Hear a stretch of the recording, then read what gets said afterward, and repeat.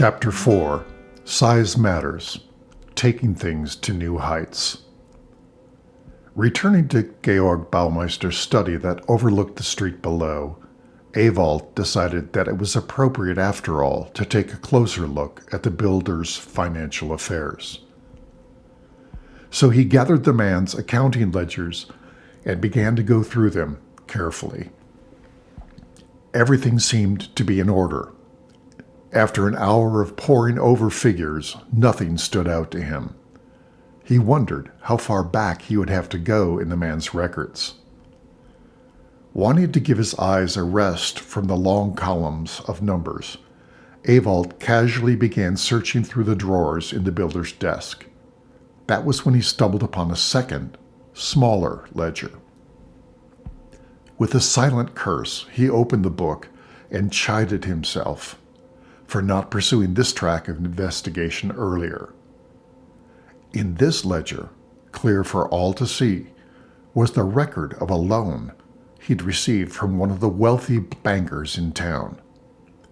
The loan was surprisingly large, but strangely enough, Baumeister had circumvented the conventional banking methods and had taken this loan out from the banker personally. The cost of the loan was higher than the going rate at the bank, something that Ewald found suspicious.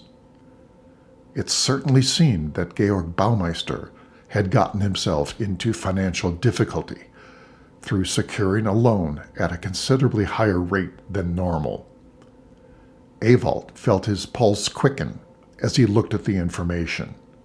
He finally felt as if he were making progress. As he picked up the book for a closer look, a single sheet of paper slipped out from the back of the book. Unfolding the paper, Ewald discovered that it was a letter from the banker himself. My dear Georg, your masterful work on the Jakobuskirche is a fantastic achievement. You have created something that will bring honor and glory to Rothenburg for years to come. One can only wonder how your next accomplishment will turn out.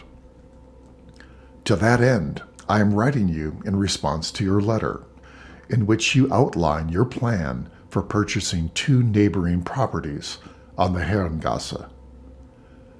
Your idea to combine the 2 structures into one larger structure has captured my attention, and your plan to use the ground level as an elegant dining area for the more cultured and financially well-endowed members of our town is most intriguing. Allowing extra space for string quartets to perform while cultured citizens dine is something I've never encountered, indeed never heard of before.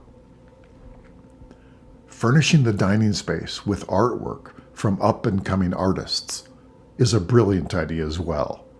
You will truly create a space where people of high sensibility can feed both body and soul.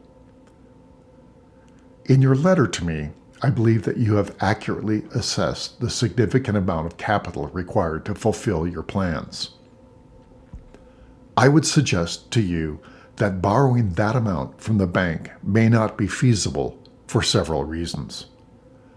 For one, banks are not known to take on projects that show new thinking. They are more likely to fund projects that have demonstrable, safe, if you will, returns on investment. A second reason that you may not want to pursue that course is that even among the higher echelons of our society, tongues tend to wag and secrets are seldom safe. A significant component of your future success, I believe, resides in doing something new and surprising. If you are the first to come out with a concept like this, you will have a significant advantage over those who seek to duplicate what you are doing. To that end, I would suggest that I provide the funds for this campaign personally. As you are aware, I have the capacity to do so. Beyond that, you are also well aware of my discretion. Your secret will be my secret until such time as you wish to make it known. Because there is a fair amount of risk involved, which I know you understand, I would require a somewhat higher rate of interest for the funds loaned. Still, I believe you will find the amount, listed separately, not unreasonable. Also attached, you will find a proposed payment schedule for use in your budgeting. Please let me know at your earliest convenience if you find this agreeable. I look forward to your response. Your friend and servant, Geldmann. When he had finished reading the letter, Ewald turned again to the back of the ledger, where he found the proposed rate of the loan and a proposed payment schedule. He then compared the schedule to the entries in the ledger and discovered that Baumeister had indeed purchased the 2 buildings on Herrengasse and that he had already made numerous payments to the banker. He was current in his payments and had no outstanding debts. The banker had no reason to threaten Baumeister, much less kill him. Their relationship seemed to be one of mutual respect, and the banker was earning good money from the loan. Ewald sighed as he removed another potential suspect from his list.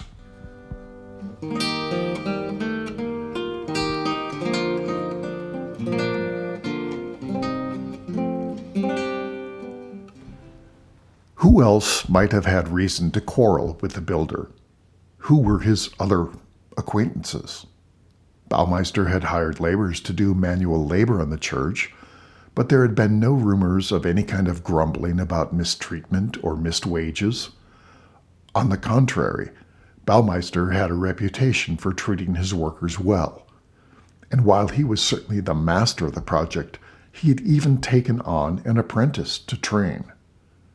Ewald had even heard around town that the master builder was extremely excited about the promise that his young apprentice showed.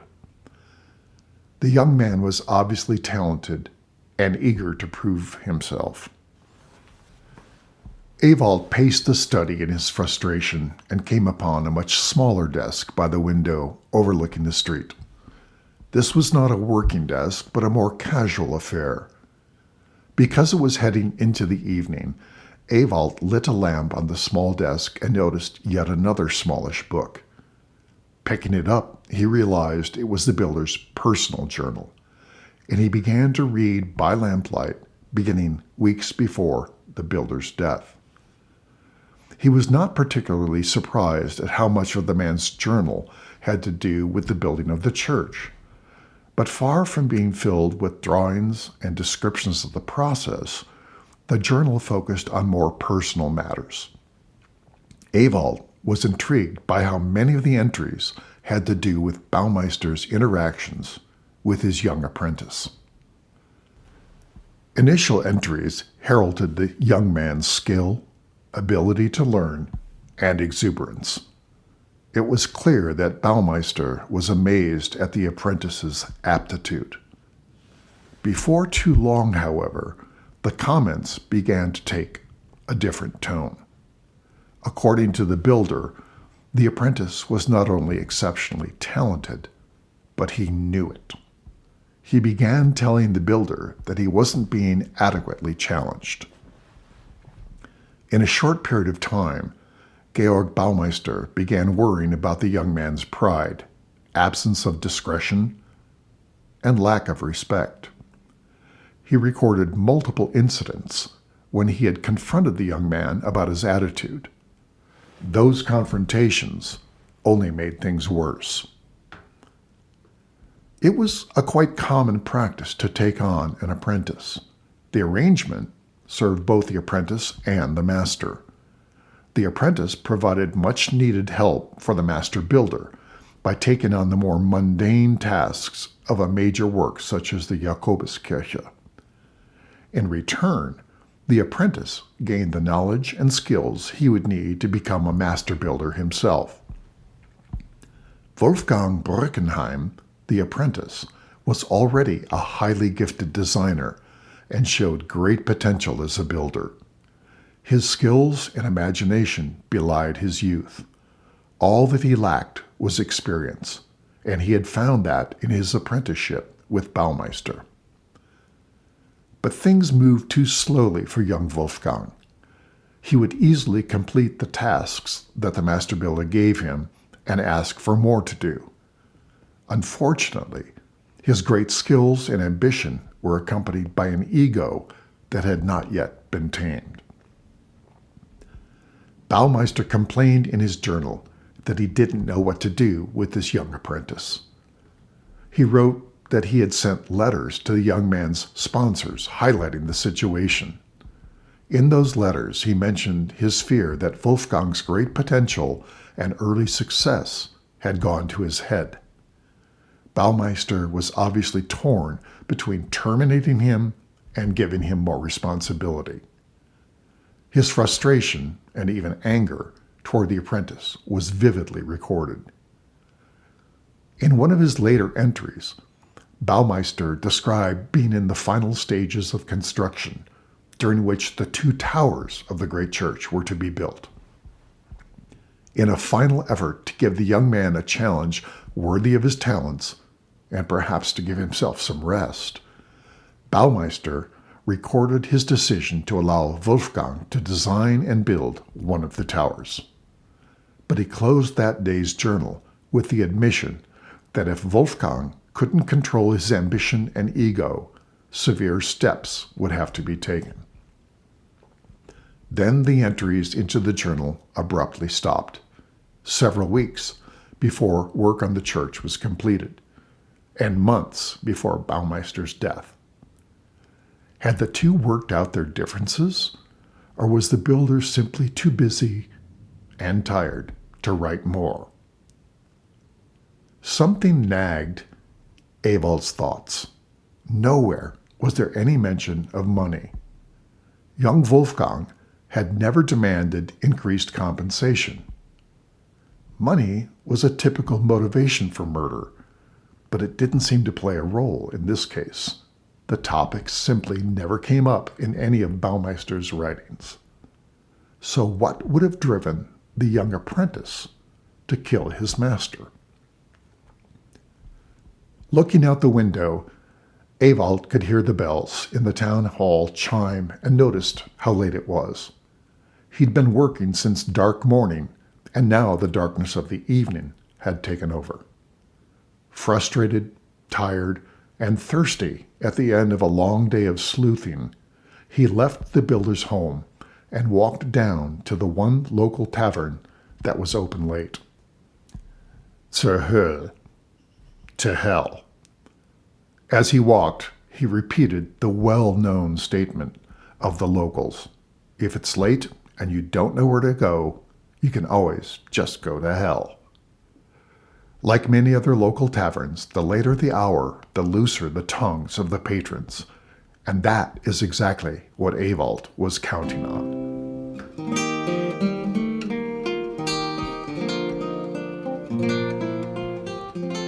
While slaking his thirst and frustration with a tankard of ale, Ewald began engaging some of the other patrons in conversation, and deftly shifting the conversation toward the relationship between Georg Baumeister and his young apprentice, Wolfgang.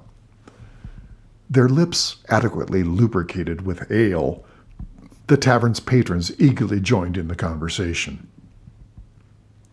Many of their comments confirmed what Ewald already knew. Wolfgang was gifted, ambitious, and not afraid to let people know about his abilities. On an occasion or two, he had even bragged that the tower he was working on would be even better than his master's tower, a comment that had raised more than one eyebrow at the time. And yet, according to the patrons of the alehouse, there were times when Wolfgang was in a more reflective and somber mood, and he would acknowledge his master's skill, patience, and unselfishness in allowing him the opportunity to prove himself. He seemed fully aware of the great privilege that had been afforded him. This was a side to the young apprentice that Ewald had not picked up from Baumeister's journal. And yet the comments and nods from around the room confirmed that the young man had immense respect for his teacher, even if he struggled to express it. Then came another surprise. When Ewald asked about Wolfgang's whereabouts, there was universal confirmation that he had left Rothenburg 3 or 4 weeks ago to begin a new apprenticeship in nearby Nuremberg. Even the tavern owner, who had to remain sober in order to manage his business, testified that the young man had been gone for almost a month, and that he had just received a letter from the young man the previous day, a letter that included payment for his unpaid ale bill. As Ewald stared at his now empty tankard, he realized that his visit to hell had eliminated yet another suspect in the murder of Georg Baumeister. Wolfgang Brückenheim could not possibly have murdered Baumeister. He had been gone for weeks before the builder's untimely demise. Ewald felt that he was no closer to the truth than he had been at the very beginning. He also realized that instead of simply relaxing him, the ale he had consumed had only made him more tired. He needed sleep in order to start afresh, and so he made his way home under the watchful eye of Heinrich the night watchman, and collapsed into a dreamless sleep.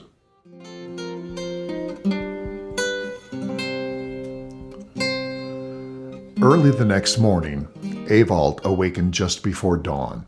After dressing, he stepped out into the slowly gathering light and returned to where Georg Baumeister's body had been found. He stared at the street, and then he stared at the church, but he received no further insight. He needed a new perspective. He felt he was too close to things to see them properly. He chuckled bitterly and realized that from where he stood, he couldn't even see the roof of the church from which Baumeister had fallen. So he decided to walk and clear his head. Instead of simply tracing his way back through the streets of town, he took a different route. He climbed the wooden stairs to the walkway along the inside of the wall that circled the town. Those tall stone walls that surrounded the town had done a good job of protecting the citizens from attack, but they also provided him with a new perspective. The town looked different from 25 feet up. He could see how different streets came together, and he had a new perspective on individual buildings and neighborhoods. The layout of the town made more sense from where he stood. Roughly 30 minutes into his walk, he found himself on the exact opposite side of the town from the Jakobuskirche. It was astounding how the big church dominated the skyline. It truly was a masterpiece. Even the church looked different from this perspective. And then he saw it.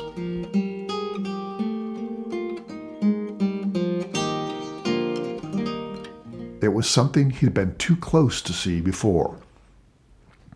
Not only had he been unable to see the roof of the church when he'd been standing below it, but he'd barely been able to see the tower the master builder had created from that vantage point. He hadn't been able to see the apprentice's tower at all. Now he could see both towers clearly, albeit from a distance. Still, what he saw couldn't be denied. The twin towers were not identical at all. They had slight design differences and, perhaps more obvious, they were not the same height. Even though they were built by different people, he'd always assumed that they were the same. From his new perspective, he saw that they were different. He ran back to the church, chiding himself for not having thought of this earlier, and for not thoroughly examining the murder scene before searching for other clues. Before heading to the church itself, he returned to Georg Baumeister's study, where he found the final drawings of the church, including the two towers. There it was, in black and white. The south tower was 55.2 meters tall. The north tower, the one built by Wolfgang the apprentice, was 57.7 meters tall. Wolfgang had made good on his boast. He had outdone his master by 2.5 meters.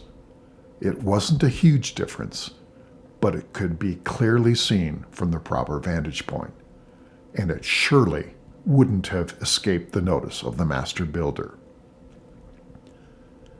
Ewald then hurried to the church and found the stairwell leading to the south tower, built by Baumeister himself. He quickly climbed the narrow stairs until he came to the door that opened onto the walkway around the tower. Glancing around quickly, he realized how difficult it would be for a young man to throw an older, bigger man far enough over the railing to clear the roof. As he stared at the scene in disbelief, his eye caught a small space between two of the stones in the interior wall. Approaching it, he discovered a piece of parchment folded and tucked into the space. Pulling the parchment out and unfolding it, he began to read. This church was to have been my crowning glory as a builder. I can honestly say that I felt the hand of God upon me as I designed it and built it. To say that it fulfilled my dreams would not be saying too much. And yet, it would appear that I did not dream big enough. Perhaps I didn't trust God enough, or perhaps I was too impatient to complete the job. I stand here today looking out over the town I have served for many years in the building of this edifice, and the whole town can look at this magnificent structure in awe. And yet, when they look, it is not my tower that will capture their eye. Next to the tower I have built is the one designed and constructed by my apprentice. And in humiliation, I see that his tower exceeds mine. My crowning touch to this church has been put to shame by his. The disciple has indeed exceeded the master. I am filled with dishonor and shame that I cannot bear. What good is a master who is surpassed by his apprentice? What life do I have to look forward to? My work ends here, as must I. Farewell, Georg Baumeister. As Ewald read the note, everything came into focus. There was no way the young man could have thrown the older, larger man far enough to clear the roof. A man standing on the half wall of the tower and jumping out, however, could easily clear the roof and land several feet from the church's wall on the street below. The town fathers weren't going to like what he'd found out, that Georg Baumeister had thrown himself from the tower of his own church in shame. But that was their problem, not his. He could only investigate and report on what he'd discovered. Weary, but finally satisfied, Ewald made his way back down the steep and narrow stairs. It was odd, he thought, how a structure that was supposedly constructed to honor God would be the undoing of a man so talented, and yet one who felt he had failed. And as he approached the bottom of the stairs, he thought he should pay another visit to Adelheid to let her know what had happened. It wouldn't make her feel any better, but she deserved to know the truth. Maybe it would help her to accept what had happened and move on.